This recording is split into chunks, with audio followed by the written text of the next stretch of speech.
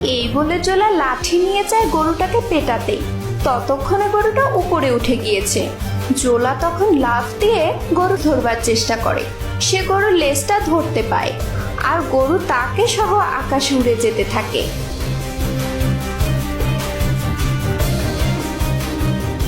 দেখতে দেখতে গরু জোলাকে নিয়ে মেঘের উপরে চলে যায়। এ বাবা রে, এ কি হলো রে? গরুটাকে আটকানোর জন্য ধরলাম, আর সে আমাকে কোথায় নিয়ে যাচ্ছে? সে উপরে যাচ্ছে তো যাচ্ছেই। গিন্নি, তুমি আমাকে ক্ষমা করে দিও। আমার মনে হয় পৃথিবীতে আর ফেরা হবে না। আকাশে উঠতে উঠতে মেঘের অনেকগুলো স্তর পেরিয়ে গরু অনেক উপরে উঠে গেল এবং শেষমেশ তারা চাঁদের দেশে গিয়ে পৌঁছালো। আমি তো চাঁদের দেশে এসে গেলাম রে। এখন আমি বাড়ি ফিরবো কি করে? আর এখানে খাবোই বাকি? আশেপাশে তো কাউকে দেখছি না।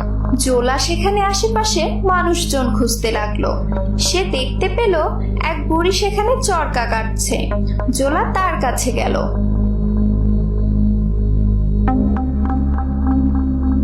ও বুড়িমা, তুমি কি চাঁদের বুড়ি নাকি গো? ছোটবেলায় ওই যে চাঁদের বুড়ির গল্প শুনতাম, তুমি কি সেই বুড়ি নাকি গো? হ্যাঁ, আমি সেই বুড়ি। তা জোলা, তুমি তো মানুষ। রকেট ছাড়া তুমি এখানে কি করে এলে? আর বাড়ি বা ফিরবে কি করে? যত দোষ এই গরুটার। এই হতচ্ছাড়া গরু প্রতিদিন পৃথিবীতে যায় আর আমাদের আখ খেয়ে ফেলে। তো আজ আমি জমি পাহারা দিচ্ছিলাম, যখন সে এলো ওকে আমি ধরতে গেলাম, আর ও কিনা আমাকে চাঁদের দেশে নিয়ে এলো। এখন কিভাবে আমি বাড়ি ফিরবো? বাড়িতে আমার সুন্দরী বউটা একলা রয়েছে। না, আমার খুব চিন্তা হচ্ছে বুড়িমা। ও, বুঝেছি। এই গরু বুঝি প্রতিদিন পৃথিবীতে গিয়ে তোমাদের আখ খেয়ে আসে। হ্যাঁ বুড়িমা, আমরা অনেক কষ্ট করে চাষবাস করি। ও আখ খাওয়াতে আমাদের অনেক ক্ষতি হয়। কি রে গরু, তুই তাহলে ঘুরে আসার কথা বলে প্রতিদিন পৃথিবীতে চলে যাস আর মানুষের আখ খেয়ে আসিস? না না না না, তুই তো কাজটা ঠিক করিসনি। কি করব বুড়িমা, আখের যা স্বাদ, এমন মিষ্টি নেশা আমি কিভাবে ভুলে থাকতে পারি? তাই তো তোমার বাধা সত্ত্বেও আমি প্রতি রাতে চুরি করে করে ওখানে যাই আর আখ খেয়ে চলে আসি। জোলা, বুঝেছি। এই গরু তোমার অনেক ক্ষতি করেছে। তা ক্ষতিপূরণ হিসেবে আমি তোমাকে একটা বড় পান আর একটা বড় সুপারি দিচ্ছি। তুমি এটা নিয়ে তোমার বাড়িতে চলে যাও। তবে খবরদার, এই পান সুপারির কথা ভুলেও তুমি কাউকে বলবে না। তখন বুড়ি জোলাকে অনেক বড় একটা পান আর অনেক বড় একটা সুপারি দেয়। এত বড় পান সুপারি জোলা আগে কোনোদিনই দেখেনি। সে খুব খুশি হয়। তোমার উপহার আমার খুব পছন্দ হয়েছে। আমি কাউকে এ কথা জানাবো না। এখন তোমার গরুটাকে বলো আমাকে বাড়ি দিয়ে আসতে। তখন চাঁদের বুড়ি গরুকে নির্দেশ দিল জোলাকে তার বাড়িতে রেখে আসতে। সকাল হওয়ার আগেই সেই গরু তাকে পৃথিবীতে নিয়ে এলো এবং তার বাড়িতে রেখে গেল।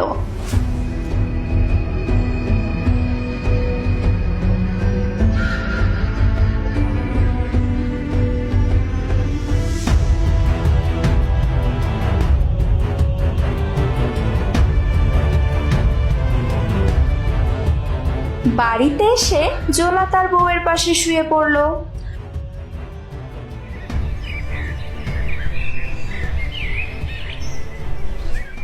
সকালবেলা উঠে জোলার বউ ঘরের ভিতরে এত বড় পান সুপারি দেখে বাড়ি মাথায় তুলল। তার চিৎকার চেঁচামেচিতে জোলার ঘুম ভেঙে গেল। হ্যাঁ গো, দেখেছো কত বড় পান আর কত বড় সুপারি? এত বড় পান সুপারি আমি বাপের জন্মেও দেখিনি গো। এটা আমাদের ঘরে কি করে এলো? আরে, এ তো আমি নিয়ে এসেছি। এতে এত চিৎকার চেঁচামেচির কি হলো? এটা তুমি কোথায় পেলে গো? সেটা বলা যাবে না, এটা একটা গোপন কথা।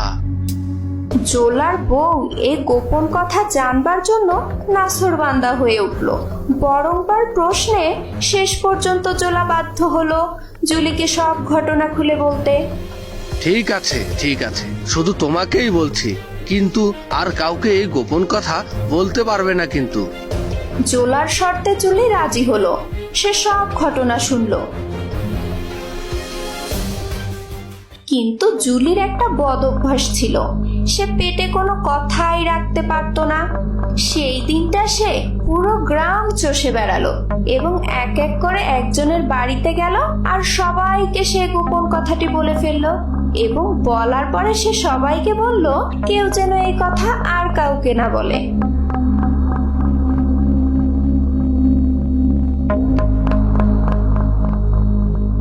বিকেল হতে না হতেই সারা গ্রাম শুদ্ধ মানুষ সেই কথা জেনে গেল। তারা জোলার বাড়ির সামনে এসে ভিড় জমাতে লাগলো। কিরে জোলা, বাড়িতে আছিস? একটু বাহিরে আয় তো দেখি। আরে তোমরা সবাই তা কি মনে করে? জলদি করে ওই পান আর সুপারিটা বাহিরে নিয়ে আয় তো দেখি। তোমরা কোন পানের কথা বলছো? ওসব চালাকি রাখ আর ভনিতা করিস না। চাঁদের বুড়ি যে তোকে পান আর সুপারি দিয়েছে তা আমরা সবাই জেনে গেছি। তাড়াতাড়ি ওগুলো বাহিরে নিয়ে আয়, আমরা সেই পান আর সুপারিটা দেখতে চাই। তখন জোলা বুঝলো নিশ্চয়ই তার বউ জুলি এসব কথা সবাইকে বলে বেরিয়েছে। তাই অগাত্তা সেখানে পান আর সুপারিটি বাইরে নিয়ে এলো। এত বড় পান আর সুপারিটি দেখে প্রতিবেশীরা সবাই খুব অবাক হলো। আজ আমরা সবাই মিলে তোর জমি পাহারা দিব। যখন ওই চাঁদের দেশ থেকে গরুটা এখানে নামবে আর আখ খেতে শুরু করবে, তখন সবাই মিলে গরুটাকে গিয়ে ধরবো আর তোর মতো করে আমরাও চাঁদের দেশে যাব। সে কি গো, তোমরা এরকম অলক্ষণে চিন্তা ভাবনা বাদ দাও, এটা করা ঠিক হবে না। ঠিক বেঠিক তোকে চিন্তা করতে হবে না রে জোলা, সেটা আমরা বুঝবো। আমরা সবাই মিলে ওই চাঁদের দেশে যাব আর সবাই একটা করে বড় পান আর বড় একটা করে সুপারি নিয়ে ফিরে আসব। সকলের দাবির মুখে এই কাজ করতে জোলা রাজি হলো। সন্ধ্যা নামার আগে থেকেই জোলার জমির চারদিকে বিভিন্ন জায়গায় গ্রামের লোকজন লুকিয়ে থাকতে শুরু করলো। এরপর রাত হলো, সবাই অপেক্ষা করছে চাঁদের দেশ থেকে সেই ডানাওয়ালা গরুটা কখন আসবে। দেখতে দেখতে মাঝরাত হয়ে এলো। তখন সে গরুটার দেখা মিলল। উঠতে উঠতে গরুটা এসে জোলার জমিতে নামলো। এরপর সে আখ খাওয়া শুরু করলো। তখন কালু নিচু স্বরে বলল, যা তুই আগে গিয়ে ওর লেজটা ধর, তোর পিছনে পিছনে আমরা আসছি। তখন জোলা গরুর দিকে দৌড় দিতে লাগলো আর জোলাকে আসতে দেখে গরু ভয় পেয়ে গেল। এই সেরেছে, এতগুলো মানুষ আবার কোথা থেকে এলো? আজ মনে হয় আমার খবরই আছে। জোলা কাছে আসতে আসতে গরুটা অনেক উপরে উঠে গিয়েছিল। গতদিনের মতো আবারও লাফ দিয়ে গরুর লেজটা ধরে ফেললো জোলা। এইভাবে একে একে গ্রামের সব লোক একে অপরের পা ধরে উড়ে যেতে লাগলো। যাদের সবার উপরে ছিল জোলা, শক্ত করে গরুর লেজটা ধরেছিল।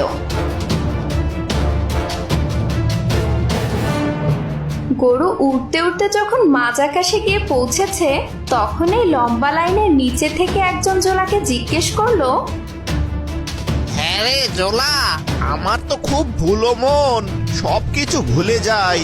একবার একটু মনে করিয়ে দে না, চাঁদের বুড়ি যে পান আর সুপারিটা দেয়, সেই পানটা জানি কত বড় আর সুপারিটা জানি কত বড়? এই প্রশ্ন শুনে জোলা দুই হাত দুই পাশে বাড়িয়ে দিয়ে বলল, এত বড়। এই যে এত বড় পান আর এত বড় সুপারি। জোলা যে গরুর লেজ ছেড়ে দিয়েছে তা সে চিন্তাও করেনি। মানুষের সেই লম্বা লাইন মাজা কাছ থেকে থপ করে মাটিতে পড়ে গেল আর সবার কোমর ভেঙে গেল।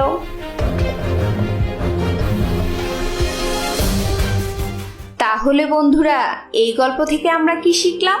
এই গল্প থেকে আমরা শিখলাম যে কখনোই বেশি লোভ করতে নেই আর কখনো বোকা মানুষের পিছনে চলতে নেই। তো বন্ধুরা, আজকের পর্বটি যদি তোমাদের ভালো লেগে থাকে তাহলে অবশ্যই একটি লাইক দিয়ে দাও। আর পরবর্তী পর্বের নোটিফিকেশন সবার আগে পেতে যারা এখন পর্যন্ত আমাদের চ্যানেলটি সাবস্ক্রাইব করনি তারা জলদি সাবস্ক্রাইব করে নাও। পরবর্তী পর্বটি দেখার আমন্ত্রণ রইল। সে পর্যন্ত ভালো থেকো সবাই।